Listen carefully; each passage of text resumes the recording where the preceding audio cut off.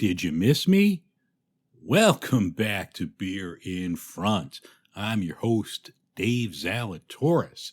On this special episode, I'm just going to call it In Front. I think what I'm going to do, the episodes that aren't my normal ones, like in this case where I'm speaking to someone about a topic outside of beer, I'm just going to call them In Front. And in this episode, I'm talking to Heath from the great E14 Podcast. We're going to talk about issues that military members face. I had this idea before I took my little summer vacation, and I spoke to Heath a couple weeks ago, and this is out for you today to enjoy. So I want to thank Heath for coming on. I hope his wife Jamie is feeling better. She was a little under the weather when we recorded, so Jamie, I hope you are feeling better. This is going to be a good episode coming up. Now, between the time that I spoke to Heath and now, the plans for this episode kind of changed with everything that's been happening in Afghanistan. So I'm going to talk a little bit about that. But the show itself kind of changed, in the past few weeks, but it's still going to be a good show. Heath is great. I definitely recommend you follow Heath and Jamie's podcast, which is called the E14 Podcast, and that's available on all the major players. Please check them out. Now, outside of missing me, because I've been on hiatus for the last month or so, did you miss the Anchor ad in the beginning? I've switched my podcast host over to a different company. So yes, there will be no more. For the past year or so, I've been recording now that's all gone. I'm on with a new company now. Think it's going to be a little bit more robust. I'll get more out of this, and hopefully I'll get some normal ads outside of the same Anchor one. So that should be coming up soon. And enough of myself rambling. Let's get on with the show. If you've listened to the show for more than 10 seconds, you know I'm pretty much liberal. But that doesn't mean I don't have the greatest respect for the men and women of our military.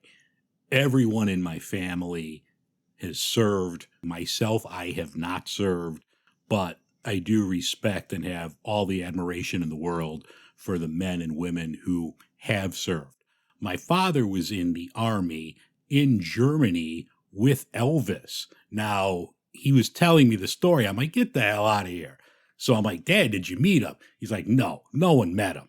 But a fun fact is my father was in the Army in Germany with Elvis Presley, although he never met him. Welcome back to Beer in Front. I am happy to have on Heath. He is one of the hosts of the E14 Podcast. Now, I've run their promo before, and they are, no question, the best people at supporting small, independent podcasts, and are just all around good people. When I was kicking around this idea for the show, they were the first and only people I reached out to because I wanted to hear their perspective. So I have Heath on today. Heath, thank you so much for agreeing to this. Welcome. Thanks, Dave, man. So you had, instead of E14, you got the E8. Yeah. Because the E6 part is, she's not feeling good today, suffered that concussion. A lot of people know they heard our story. She had a concussion a few weeks ago. Still dealing with some of the side effects of that. But hey, thanks for having me on, brother. I'm looking forward to it. Oh, yeah. For my listeners that might not be as familiar with your show, can you tell everyone about the E14 Podcast? Yeah, man. So we had this idea of, being the sailor's voice. So we're both active duty Navy. I've been in for about almost 26 years. Jamie's been in combined 16 years. So we wanted to be that couple, dual military couple that speaks the sailor's voice. So what concerns them concerns us, and we're just getting the word out there to everybody. Now, how long have you been doing the podcast? Now, we started January. Now, Jamie's done a few other things like Outside the Uniform with the Savage Squad. That's a little Facebook driven podcast she did with some other recruiters. This E14 podcast started January 17th. I think the first episode dropped of 2021. Okay. Yeah. Did you So, start this like? Was this like a COVID thing? All right, what are we gonna do? We got to do something. Was it you that, or know, was just something like? Was this more like her idea for you both to do together, or your idea? How did this come about? well, COVID did play a little role. I'm not going to lie to you because Yeah. while other people were locked down, the Navy was locked down. We couldn't even get our hair cut. So we're sailors. We'd not even be able to get a damn haircut. We Okay. were locked down to, I mean, as much as a human being can be locked down without being in prison, Yeah. So it's shitty. I couldn't take my wife out to dinner. We couldn't do anything, go to a movie, anything, go for the bar and have a beer or whatever. So she goes, "You want to do a podcast? We can do it together." I'm like, "Hell yeah, sign me up." And that's essentially how it started. I was like, "Fuck it, let's do it." Yeah. There you go. Did you guys meet while you were both serving? Did you know each other before you were enlisted? Well, no, man.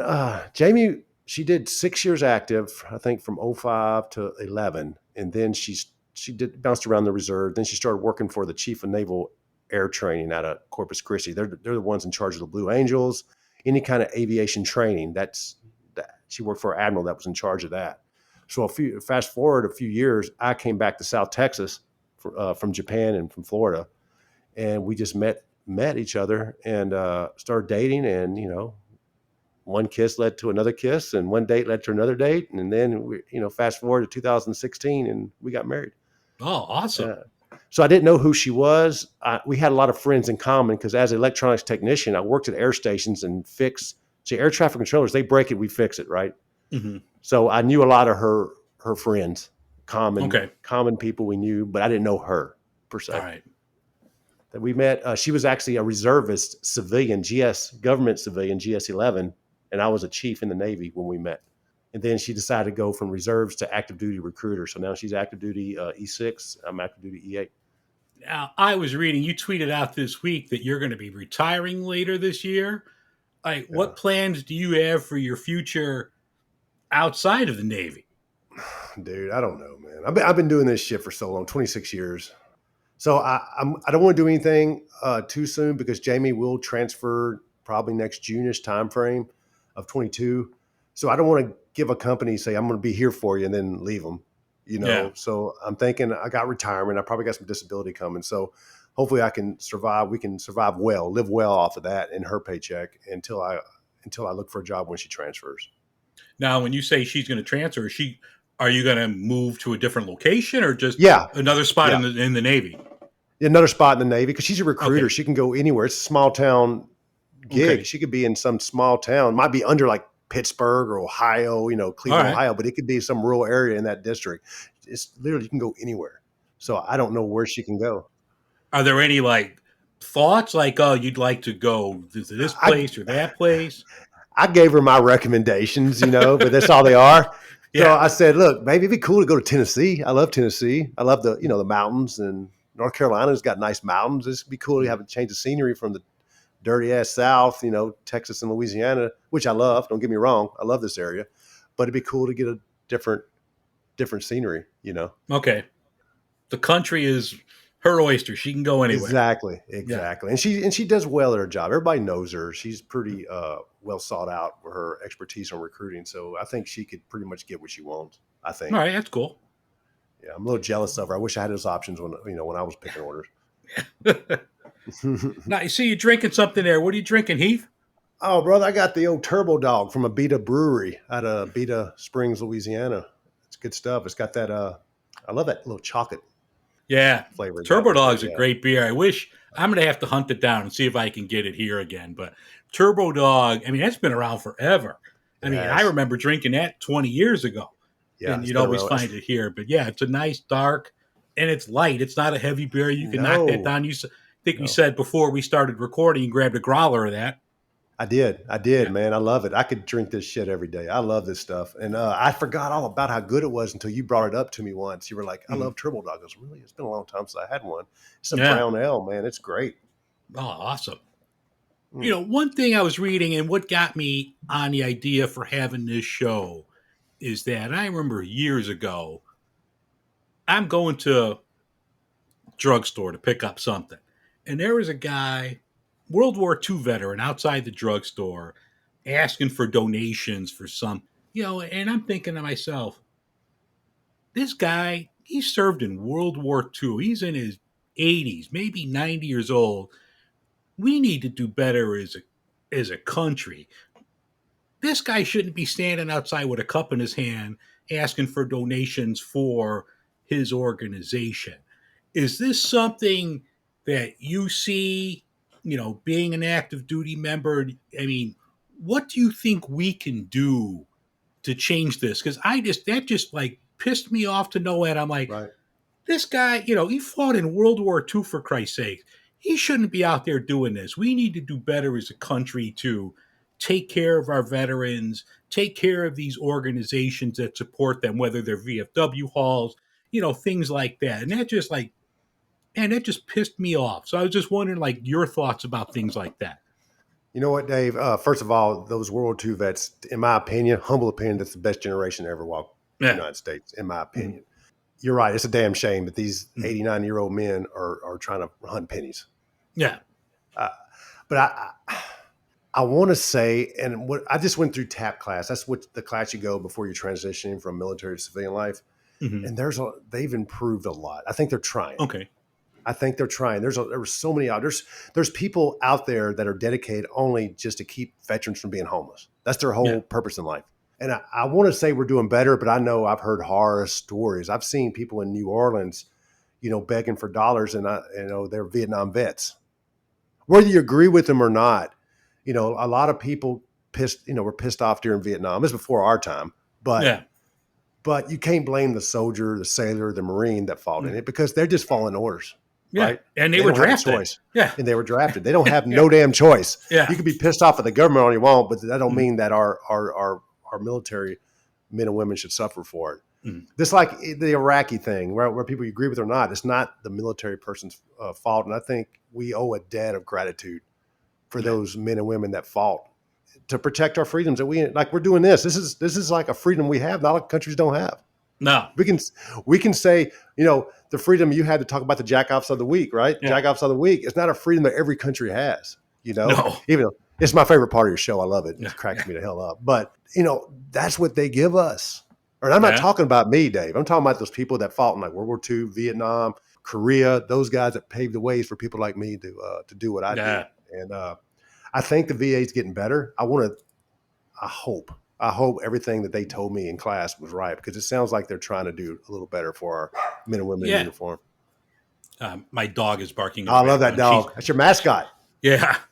Well, the information I was reading, I was doing some research before I talked to you. Like, as of 2021, veterans account for 11% of the homeless adults right now in the United States. Right. But thankfully, that number has gone down about 40% in the last year, but it's still high. 11% is 11%. It's way too high. They are, and we are as a country, doing better in, say, the last 10 years. I think so. I don't know what we could do to, like, shrink this. And it's not just, veterans. It's homeless is a problem, no matter if you're a veteran or not, but, especially for the people that fought in Iraq, that fought elsewhere. I mean, I see it every day driving home. There's, people panhandling for money with, the cardboard signs out, veteran, things like that. And it's just, it just breaks your heart. Right. And unfortunately, a lot of these men and women they see and do some shit that screws with their head. Yeah. Obviously, none of us want to take a life, right? No. So sometimes you're forced to do that, and don't think that don't deal with your mind. I can't imagine. I've never taken a life, but I've seen people that have, and I've dealt with people who have. You're not the same person. No.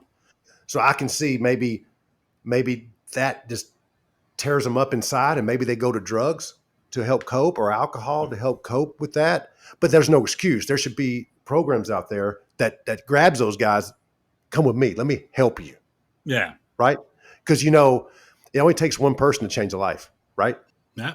That one person can change this vet's life, or this homeless person in general's life. And that's what I like to see. People just passionate about helping people. Yeah. And this, especially this day and age with COVID, everybody's scared to go talk to somebody and everything like that. But that would really change. I think that would change change what's going on. If somebody says, look, let me grab them by the ear if you got to, let me help you. Let's do something. Because a lot of these guys just need a chance. Just give them a chance. with Jamie, does Jamie see anything that that maybe you and I don't see as men? Are there issues with female people in the service? Do they have any issues that maybe you and I don't see that, needs to be addressed that you might not hear about in the media or you might not see around? Let me tell you something about that. Jamie, the military for the longest time was the boys' club. Mm-hmm. I mean, you got to think it goes back to the inception of Oh, our yeah. country, right? Mm-hmm. But I tell you what, people like Jamie, people like her, that's come in and pretty people, good looking women that come in and gain merit on their job and how they perform and not how their hair looks. People like her have turned that around. They see them for badass freaking sailors and soldiers and Marines that can handle anything. That's so people like Jamie has changed the eyes of the people looking at the military as a man's club or a boys' Okay. club. You know what I mean? Yeah. Merit on your merit, right? Not by what you look like or how you look in uniform, but how bad you bust your ass. Mm-hmm. And that's what it's all about. I tell you what, Jamie changed my whole perspective about women in the military. Okay. I never was against it. I wasn't for or against it. It was just like, hey, they're in the military, right? Yeah. I've never served out females in the military. It was never nothing new to me. But I was like, holy shit, I'm glad I wasn't up against her for ranking. I'm glad I wasn't up against her for that next rank. Because I think, and I consider myself a bad son of a bitch coming up, against my peers. I don't know. I think she would have one up me. And a lot of respect for people like that in the military, especially women that just bust their ass so much, almost like they're trying to overcome something. You know what I mean? Well, they probably like do because it is such a boys' club. They got to work twice as hard to, achieve the same thing that maybe, that not you per se, but you or I would get. You're right. I mean, it's very possible, because it's like, when we get mad or jump in somebody's ass, we're like, hey, this somebody, don't fuck with him. He's a bad son of a bitch, right? Yeah. She does. Oh, she must be or PMSing or a bitch or something. It is what it is. I mean, that's just they face that kind of crap that me and you wouldn't face. It's true. But I really like the women that I've served with. Most of them, I'd say 89% of them are just go getters. Yeah, you can't deny it. Can't deny it, man. They're just badasses. I mean, I know, like I said, I've had your ad on before, your promo. Yeah. Can people find your podcast everywhere? Your Apple, Spotify's, Good Pods, all that stuff?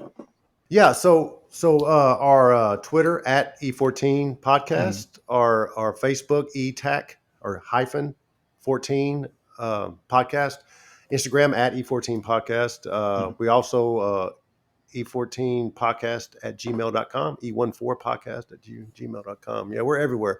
If they can't find us, they're not looking that hard. Yeah.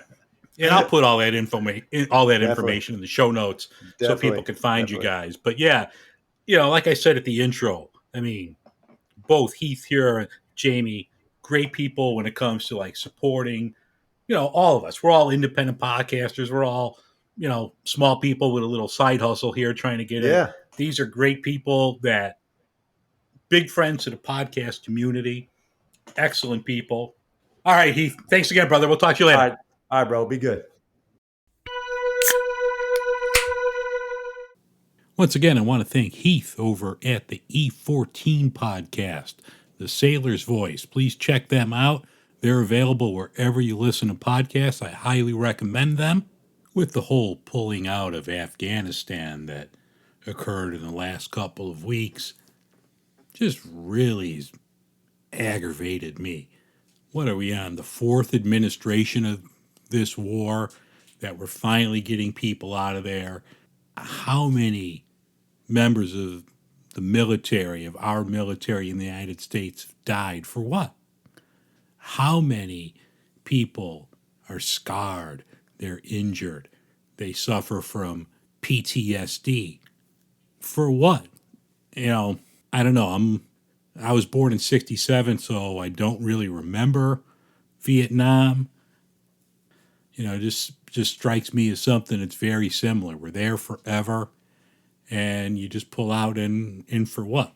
What did we accomplish over there outside of getting our own people killed and injured? So, to me, it pisses me off. It aggravates me to no end.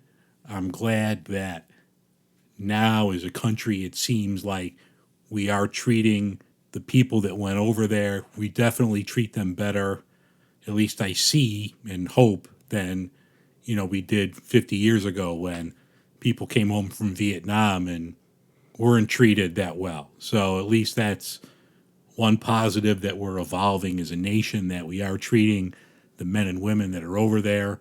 We're treating them better. We're not, blaming them for this bullshit war. They had nothing to do with it. They just followed orders. But yeah, it's just aggravating. How many trillions of dollars did we spend that we could have spent on infrastructure? We could have spent on whatever. Like I said, there's 4 administrations: Bush, Obama, Trump, and now Biden. So 4 administrations could have put an end to this thing in 20 years it took to finish this shit. So if you were over there in Afghanistan, thank you for your service. Thanks for going over there. Hope you're doing okay. All right, that's going to wrap things up for this edition of In Front. I do want to thank Heath for coming on and talking about the military. Heath, thank you so much. Once again, their podcast is called E14. Listen to Heath and his wife Jamie. They have the Sailor's Voice. You could check them out wherever you listen to podcasts. Next week, on the 1st of September, I'm coming back strong. The regular beer episodes are coming back. I'm tanned, I'm rested, I'm ready to get back with the beer episodes. The first beer in front will be the Midnight Haze IPA from Alaskan Brewing. We will see you all next week.